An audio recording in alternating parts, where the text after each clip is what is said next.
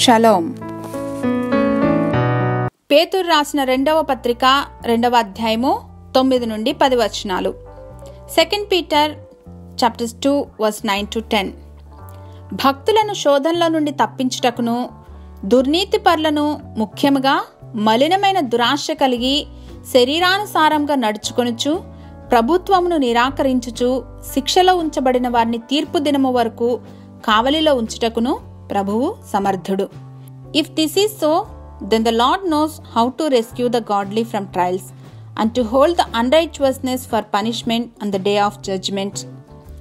మానవత్వం కరువైన ఈ ప్రపంచంలో దేవుని బిడ్డలకు కష్టాలనేవి ఒక ప్యాకేజ్ లాగా వస్తూ ఉంటాయి.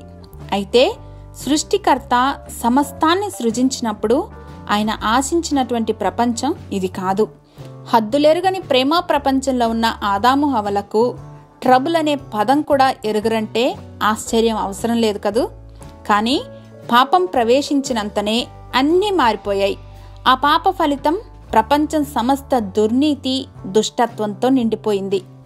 మహోన్నతిని మనం నిత్యము ఆశ్రయంగా చేసుకుని ఆయన రెక్కల మాటన భద్రపరచబడాలనేది మన పరమ తండ్రి యొక్క ఆశ. దానిలో ఏమాత్రం మార్పు లేదు. శుభవార్త ఏమిటంటే యేసయ్య లోకమును జయించారు.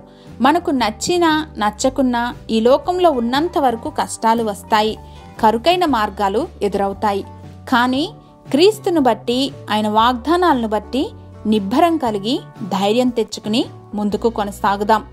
సమస్త దుష్టత్వం నుండి మనలను విడిపిస్తానని ఆ దేవాది దేవుడు చేసిన వాగ్దానమును బట్టి ధైర్యముగా దేవుని యొక్క సమయం కొరకు కనిపెట్టుకుని ముందుకు కొనసాగుదాం.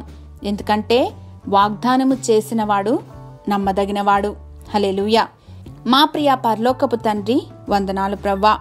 మీ వాగ్దానాలు మా హృదయాంతరంగములోనికి చొచ్చుకొని వెళ్ళి వాటి ద్వారా మీ కొరకు కనిపెట్టుకోగలిగినటువంటి కృపను అనుగ్రహించమని యేసు నామంలో ప్రార్థించి పొందుకుని ఉన్నాం మా ప్రియ పరలోకపు తండ్రి.